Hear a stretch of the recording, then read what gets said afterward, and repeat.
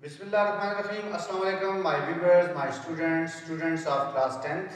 Students, आपको पता है कि हमने एक्सरसाइज 2.5 के पहले दो क्वेश्चन सॉल्व कर लिए हैं बाय यूजिंग सिंथेटिक डिवीजन। आज हमने अकॉर्डिंग टू और smart syllabus next question solve करने हैं और एक्सरसाइज 2.5 में जो हमने नेक्स्ट क्वेश्चन सॉल्व करना है वो 4 और 6 है। So let's get started. Question number 4, if x plus 1 and x minus 2 are the factors of x cube plus ax square plus bx plus 2, then using synthetic division find the value of a and b। हमें क्या करना है, synthetic division के process को follow करते हुए x के coefficient a और x के कोफिशिएंट b, इनकी वैल्यू हमें क्या करनी है, फाइंड करनी है। और हमें गिवन है कि x plus 1 और x minus 2 both are factors of this p of x। ठीक हो गया। नाउ स्टूडेंट्स, हमें पता है कि जो हमारे पास ज्यादा टर्म्स रखने वाला जो एक्सप्रेशन है वो क्या होता है, p of x होता है, that is polynomial in variable x। उसको हमने लिख लिया p of x के तौर पे। Now there are two factors are given x plus 1 and x minus 2। It means that कि हमने डबल सिंथेटिक डिवीजन करनी है क्योंकि दो फैक्टर्स दिए हुए हैं। So in order to get the value of r, जो p of x के साथ उसका डिवाइजर या लीनियर फैक्टर होता है सिंथेटिक डिवीजन के अंदर, हमने वहां पे देखना कि x के साथ r के तौर पर कौन है। उसके लिए हमने क्या किया, x minus r1। जनरली हम लिखते हैं x minus r, लेकिन यहाँ पे क्योंकि दो फैक्टर है तो हमने r को r1 कर दिया। So x minus r1 is equal to x plus 1।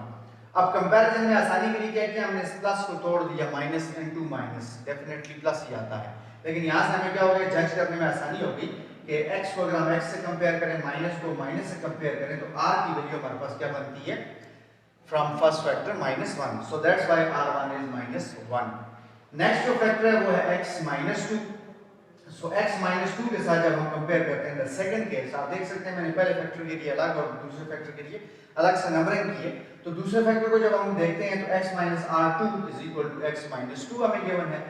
सो यहाँ पे x के साथ और माइनस के साथ कंपेयर अगर करें तो r2 की वैल्यू रह जाती है आपके पास क्या, 2 रह जाती है। ठीक हो गया। Now according to synthetic division, आपको पता है हम टेबल बनाते हैं, टेबल में बाहर जो बॉक्सेस हैं उनमें हम क्या लिखते हैं, r लिखते हैं। ये जो हमने r फाइंड किया इनको लिखा जाता है। और यहाँ पर जो p of x गिवन है उसके हर टर्म का कोफिशिएंट लिखा जाता है। और अगर हर टर्म जो है वो descending order with respect to x के लिहाज से कंप्लीट है, कोई मिसिंग टर्म नहीं है, तो बीच में कोई स्पेस या कोई गैप या कोई जीरो नहीं आएगा। जैसे कि यहाँ पे x3, x2, x power 1, x power 0, यानी 3, 2, 1, 0 ऑर्डर कंप्लीट है, कोई टर्म मिसिंग नहीं है। लिहाजा फर्स्ट टर्म का कोफिशिएंट हमने लिख लिया x3 का 1, सेकंड टर्म जो है उसका कोफिशिएंट a, थर्ड टर्म का coefficient b and last term constant है उसका हमने 2 के तौर पे लिख लिया। सो स्टूडेंट्स, फर्स्ट जो स्टेप है हमारा या फर्स्ट जो स्टेप सिंथेटिक डिवीजन है उसमें हम क्या करते होते हैं कि 1 को उसी तरह से नीचे लिख देंगे। अब इस 1 को -1 से मल्टीप्लाई करेंगे तो जाहिर है -1 ही आएगा। अब these are not like terms, so इनका डिफरेंस क्या होगा या एडिशन क्या होगा कि a -1 आ गया। ठीक है, a ही रहेगा, -1 ही रहेगा। अब a -1 को आपने -1 से मल्टीप्लाई करना है, तो जब a को आप -1 से मल्टीप्लाई करेंगे तो जाहिर इसका साइन चेंज हो जाएगा और वन टाइम होने की वजह से a ही रहेगा। सो -a आ गया। नेक्स्ट -1 को -1 से मल्टीप्लाई किया तो +1 हो गया। अब इन दोनों को ऐड करना है, तो ये जाहिर है तीनों लाइक टर्म्स नहीं है। -a अल्फाबेटिकली पहले आ जाएगा, फिर b दूसरे नंबर पे आ जाएगा और फिर +1 उसी तरीके से नेक्स्ट आ जाएगा। अब इन तीनों को -1 से मल्टीप्लाई करना है। जब -a को आपने -1 से मल्टीप्लाई किया तो जाहिर है +a हो जाएगा। Minus into minus plus and a into 1 is a, plus into minus is minus and b into 1 is b, plus into minus is minus and 1 into 1 is 1। और आखिरी जो आपको पता है लास्ट मैंने बॉक्स के अंदर लिखा हुआ है, ये लास्ट जो आपको टर्म आ रही है ये डेफिनेटली क्या है, रिमाइंडर है। इस चीज को हमने सेपरेट बॉक्स के अंदर रख दिया ताकि ये अलग से पहचाना जाए। नाउ क्योंकि हमारे पास जो है दूसरा फैक्टर भी मौजूद है और उससे हमें r मिला था 2, सो नेक्स्ट स्टेप भी हमने डिवाइड करना है, एक स्टेप और डिवाइड करना है। सो अब जो आपके पास q ऑफ x रह गया, ये क्वोशंट है, इसको आपने यूटिलाइज करना है, रिमाइंडर को आपने साइड पे कर देना है, उसको यूज नहीं करना आपने डिवीजन के प्रोसेस में। So these are the three terms of q of x। So हम इनको यूज करेंगे। 1 को उसी तरह से नीचे उतारा जाएगा, 2 1 is 2 हो जाएगा, मल्टीप्लाई करेंगे। देन एडिशन होती है तो a उसी तरीके से आ जाएगा क्योंकि a के साथ कोई लाइक टर्म अवेलेबल नहीं है। 2 minus 1 is plus 1। नाउ इस चीज को जो आपके पास सम के तौर पे आया, इसको आपने 2 से मल्टीप्लाई करना है। तो a को 2 से मल्टीप्लाई किया 2 है, 1 को 2 से मल्टीप्लाई किया 2 1 is 2। नाउ अब इन दोनों को आपस में ऐड करना है तो लाइक टर्म यहाँ पे अवेलेबल है, -1a और +2a, जाएगा -1 +2 +1 आता है, सो +1a आपके पास आ जाएगा। प्लस b के साथ कोई लाइक टर्म अवेलेबल नहीं है, उसी तरह से नीचे शिफ्ट होगा, 2 and 1 आपस में ऐड हो जाएंगे, 3 हो जाएगा, और ये नेक्स्ट जो स्टेप हमने डिवीजन की उसका रिमाइंडर आपके पास ये आ जाएगा। ठीक है। नाउ स्टूडेंट्स, क्वेश्चन के अंदर गिवन है कि x + 1 and x - 2 both are the factors. So if these are factors then the remainders are 0। Remainder आप देखें, मैंने नोट किया r1 = a - b + 1 = 0, ये फर्स्ट रिमाइंडर है। और जो सेकंड स्टेप में हमने जो डिवीजन के बाद रिमाइंडर हासिल किया वो है a + b + 3 = 0। और इनको = 0 क्यों ले रहे हैं? According two factor theorem, according two factor theorem, क्योंकि ये दोनों फैक्टर्स हैं। सो दैट्स व्हाई जो है रिमाइंडर हमारे पास जो लास्ट पे आ रहे हैं ये दोनों = 0 होने चाहिए, क्योंकि फैक्टर की डिमांड ये होती है कि रिमाइंडर 0 आना चाहिए। Now these are equation number 1 and equation number 2। हमने इनको लेवल कर लिया, यहाँ से इक्वेशन 1 मिल गई हमें, यहाँ से इक्वेशन 2 मिल गई, हमने उनको = 0 ले लिया। एडिंग 1 and 2, जब इक्वेशन 1 और 2 को ऐड करते हैं, और क्यों ऐड करते हैं? क्योंकि -b है और +b है, तो दोनों के साइन ऑलरेडी डिफरेंट हैं। सो हम क्या करेंगे? इनको ऐड करेंगे। तो एडिशन में क्या होगा कि जो फर्स्ट इक्वेशन है वो हमने ऊपर लिख ली, सेकंड इक्वेशन को हमने उसके नीचे लिख लिया, लाइक टर्म के नीचे लाइक टर्म एडजस्ट करके a में ऐड होगा तो a + a आपके पास आ जाएगा 2a, यानी 1 and 1 आपके पास क्या हो गया? 2a हो गया। ठीक हो गया। नाउ +b and -b आपस में क्या हो गया? कैंसिल आउट, क्योंकि एडिटिव इनवर्सेस हैं। 1 और 3 ऐड हो गए 4 हो गया। सो हमारे पास जो है पहले दो वेरिएबल थे a और b, हमने b को एलिमिनेट कर दिया, और एलिमिनेट करने के बाद अब हमारे पास जो एक लीनियर इक्वेशन आई है इन वेरिएबल a, जिसमें से हम a को इजीली आइसोलेट करके उसकी वैल्यू फाइंड कर सकते हैं। So first task is to shift +4 to the right hand side. +4 is shifted and it is now -4 on the right hand side. So +4 -4 हो गया. Now 2 is being multiplied by with a will be divided on the other hand side. So a को जब आप उधर shift करेंगे, 2 को जब आप उधर शिफ्ट करेंगे तो -4/2 हो जाएगा। माइनस अपनी जगह बरकरार रखेगा, माइनस अपनी जगह पे आएगा, 4 को 2 को डिवाइड करेंगे तो आपके पास 2 आ जाएगा। नाउ जब हमारे पास एक की वैल्यू आ गई, एक वेरिएबल की वैल्यू आ गई है, तो इसका मतलब दूसरे की वैल्यू हम आसानी से फाइंड कर सकते हैं। कैसे?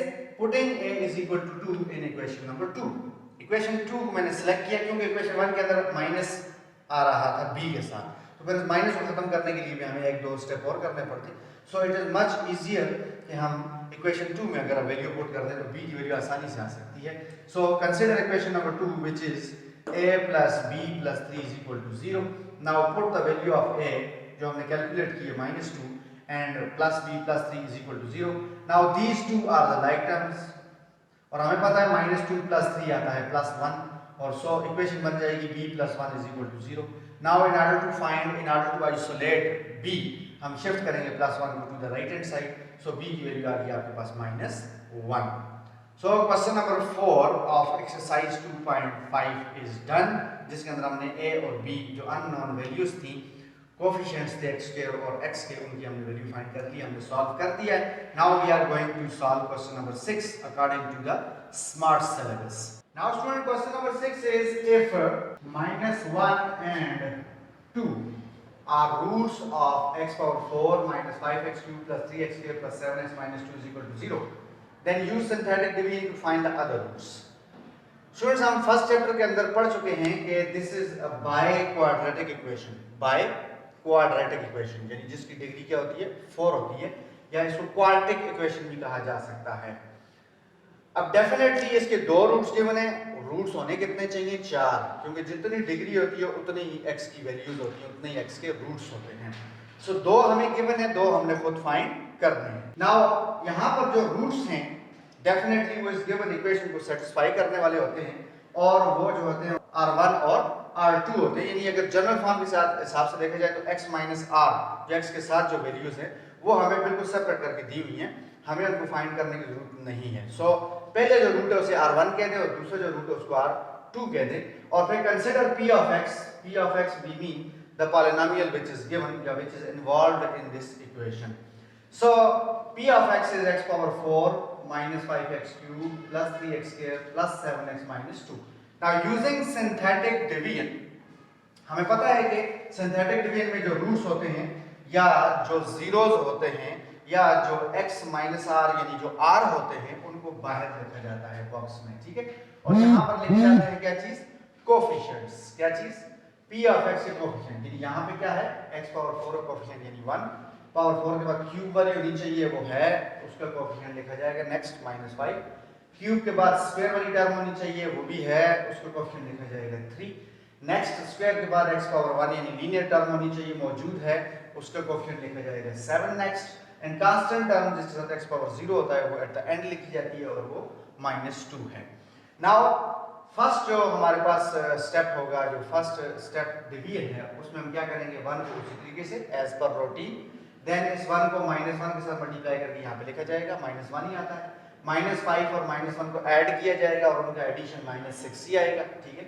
-6 को जब -1 से मल्टीप्लाई करेंगे तो जाहिर है +6 हो जाएगा, 6 1 is 6 and -2 -+। नेक्स्ट हमारे पास जो है 3 और 6 का जो सम होगा वो 9 आ जाएगा। 9 को -1 से मल्टीप्लाई करेंगे तो जाहिर सी बात है -9, एंड देन 7 और -9 को ऐड करेंगे तो डिफरेंस के सम आएगा -2, और फिर उसके बाद इस -2 को जब आप -1 से मल्टीप्लाई करेंगे तो माइनस प्लस एंड 2 1 is 2 और -2 और +2 एट द एंड 0 आएगा। और इससे ये बात प्रूव होती है कि yes -1 is the root of given polynomial variable x because remainder आपके पास 0 आ रहा है। वन स्टेप मोर हमने डिवाइड करना है इसको, और उस डिवीजन के लिए हमारे पास रूट अवेलेबल है और वो है 2। सो अब ये आपके पास क्वेश्चन है, ये रिमाइंडर हो गया, इसकी कहानी खत्म हो गई। अब इस क्वेश्चन को यूज करना है आपने, 1 उसी तरीके से शिफ्ट होगा। नाउ 2 1 is 2 यहाँ पे लिखा जाएगा, -6 + 2 is -4। Now -4 is multiplied by 2 तो हमारे पास आ जाएगा -8। 9 - 8 1 आ जाएगा, इस 1 को आपने 2 से मल्टीप्लाई कर देना है, 2 आ जाएगा। -2 + 2 कैंसिल होके रिमाइंडर 0, और रिमाइंडर 0 ही आना भी चाहिए, ठीक है। Now student this is q of x, और क्योंकि डबल डिवीजन हुई है, सिंथेटिक डिवीजन क्या हुई है, ट्वाइस की गई है, इसलिए पावर 4 वाली इस स्टेप में क्यूब हो जाएगा q ऑफ x, और इस स्टेप से एक और स्टेप जब आप डिवाइड करेंगे तो ये x² हो जाएगा। ये बड़ा की पॉइंट है, इसको दिमाग में रखना है, ज़हन में रखना है। सो जब हम q ऑफ x लिखेंगे तो स्क्वायर से स्टार्ट करेंगे, क्योंकि डबल स्टेप जो है वो क्या हुई है, सिंथेटिक डिवीजन हुई है। 1 stands for 1x², -4 stands for -4x, क्योंकि स्क्वायर के बाद डिसेंडिंग ऑर्डर के लिहाज से x वाली टर्म आनी चाहिए, एंड 1 इज कांस्टेंट और इज इक्वल टू 0 इसलिए ले रहे हैं क्योंकि हमारे पास ये क्या है, इक्वेशन है। सो ये जो आपके पास आए हैं तो डेफिनेटली ये भी आपके पास क्या है, q ऑफ x है और उसी का हिस्सा है, उसी का पार्ट है। सो नाउ यहाँ से ऑनवर्ड हमने क्या करना है, इस इक्वेशन को फैक्टराइज करके जो रिमेनिंग 2 रूट्स हैं उन तक पहुँचना है। अब स्टूडेंट्स आपको पता है, आप पहले चैप्टर में सीख चुके हैं कि जब भी हम क्वाड्रेटिक इक्वेशन को फैक्टराइज करते हैं या सॉल्व करते हैं तो देयर आर 3 मेथड्स जो हम सो फार सीख चुके हैं। वो फैक्टराइजेशन है, क्वाड्रेटिक फार्मूला है और कंप्लीटिंग स्क्वायर है। हम प्रेफर करते हैं जब भी हम किसी क्वाड्रेटिक इक्वेशन को सॉल्व करते हैं तो फैक्टराइजेशन को, but in this case factorization is not possible, आप चेक भी कर सकते हैं। So we will use alternative method और वो होगा क्वाड्रेटिक फार्मूला, और उसके लिए हमें चाहिए a की वैल्यू जो कि x² का कोफिशिएंट होगी, फिर b की वैल्यू जो कि x का कोफिशिएंट होगी -4, और कांस्टेंट टर्म c आ गई। Using quadratic formula, this is quadratic formula, आपको पता है बहुत अच्छे तरीके से, आप फेमिलियर हैं इस फार्मूले के साथ। x = -b + -√b² - 4ac all divided by 2a। Now minus अपनी जगह पर, b की अपनी वैल्यू भी क्या है, -4 है। सो विद इन ब्रैकेट लिखा हमने -(-4) लिखा, प्लस माइनस b का स्क्वायर -4ac, वैल्यूज को एडजस्ट कर दिया, divided by 2a। -(-) Is plus, no need to write plus with the first term, so 4 उसी तरीके से आ गया, प्लस माइनस का स्क्वायर प्लस 4 का square 16, -4 1 is 4 divided by 2 1 is 2। 4 + -16 - 4 12 divided by 2। 4 ± 12 को √12 को आप लिख सकते हैं क्या, 4 × 3 फिर दोनों को रूट अलग कर दें तो 4 का स्क्वायर रूट 2 आ जाएगा और अंडर रूट 3 क्योंकि इर्रेशनल नंबर बाहर नहीं आएगा। So 4 plus minus 2 under root 3 divided by 2 हो गया। नेक्स्ट स्टेप में आप देख सकते हैं कि 4 और 2 दोनों में 2 कॉमन अवेलेबल है जो ले लिया गया। विद इन ब्रैकेट आ जाएगा 4 में से 2 और यहाँ से भी 2 स्किप कर जाएगा, अंडर रूट 3 रह गया डिवाइडेड बाय 2, ये 2 और ये 2 कैंसिल हो गया। 2 प्लस माइनस अंडर रूट 3 आपके पास जो रिमेनिंग दो रूट्स हैं, क्योंकि एक है 2 प्लस अंडर रूट 3 और एक है 2 minus under root 3, these are the required 2 remaining factors of this given polynomial or this given equation. So students, question number 6 is done for you according to smart syllabus. इंशाल्लाह exercise 2.6 के साथ मिलते हैं बहुत जल्द. Till then, take care. Allah Hafiz.